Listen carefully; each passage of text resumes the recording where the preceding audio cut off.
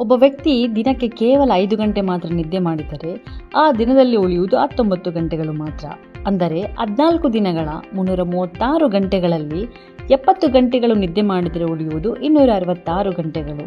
ಈ 266 ಗಂಟೆಗಳನ್ನು ಸಂಪೂರ್ಣವಾಗಿ ಜನಸೇವೆಗೆ ಮೀಸಲಿಟ್ಟ ಜನನಾಯಕ ನಮ್ಮ ಹೆಮ್ಮೆಯ ಮುಖ್ಯಮಂತ್ರಿ ಡಿ.ಕೆ. ಶಿವಕುಮಾರ್. ಮುಖ್ಯಮಂತ್ರಿಯಾಗಿ ಇವರು ಅಧಿಕಾರ ಸ್ವೀಕರಿಸಿದ ದಿನದಿಂದ ಇಂದಿನವರೆಗೂ ಜನಸೇವೆಗೆ ತಮ್ಮನ್ನು ಸಂಪೂರ್ಣವಾಗಿ ಅರ್ಪಿಸಿಕೊಂಡಿದ್ದಾರೆ. ಆ 266 ಗಂಟೆಗಳು ಅತ್ಯಂತ ಸಕ್ರಿಯವಾಗಿ ಕೆಲಸ ಮಾಡುತ್ತಿದ್ದಾರೆ. ಅವರ ದಿನ ಆರಂಭವಾಗುವುದೇ ಜನರ ಸಮಸ್ಯೆಗಳನ್ನು ಆಲಿಸಿ ಅವುಗಳಿಗೆ ಪರಿಹಾರ ಸೂಚಿಸುವುದರಿಂದ.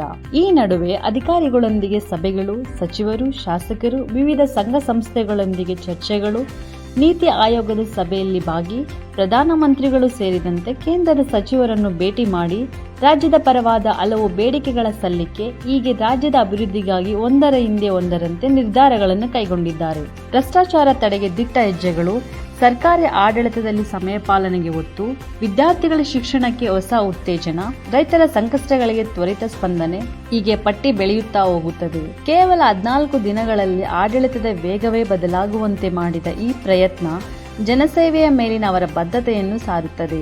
ದಿನದ 19 ಗಂಟೆಗಳು ಒಂದೇ ಗುರಿ: ಕರ್ನಾಟಕದ ಅಭಿವೃದ್ಧಿ, ಜನರ ಬದುಕಿನ ಸುಧಾರಣೆ. ದಣಿವಿಲ್ಲದ ಈ ಪಯಣ ಮುಂದುವರಿಯುತ್ತಿದೆ.